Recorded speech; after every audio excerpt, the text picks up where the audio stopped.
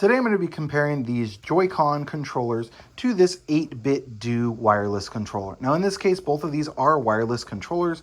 This one from 8Bitdo is designed for a variety of different consoles, computer games, that sort of thing. So it doesn't just work on the Nintendo Switch. But as you can see here, it is the second controller that is now paired. To pair this one, you just have to push the button on top.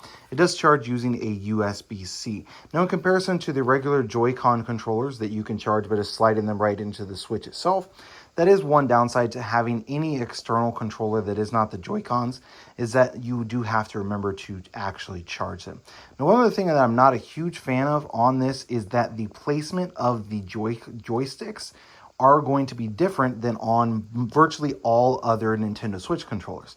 Since this controller from 8Bitdo is designed to work with a variety of different systems and games and consoles and devices, that sort of thing, then they just have a generic placement for all of their buttons, and I believe they're even generically titled. Yeah, so they just have the letters, and they're really hard to see. So I don't even know if I can get it here, but they have the letters in black on these sides. So if you're not really familiar with the placement of the buttons, that can make it difficult as well.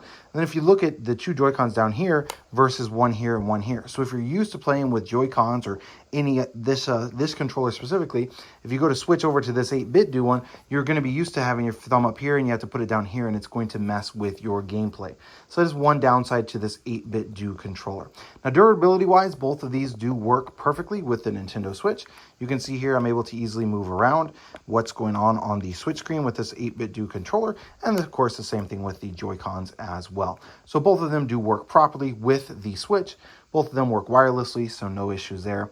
Battery life on the 8Bitdo is about 20 to 25 hours or so from just my general use. Now I have had this one for a couple of years, so over time battery life is typically going to go down, but just something to keep in mind with this controller.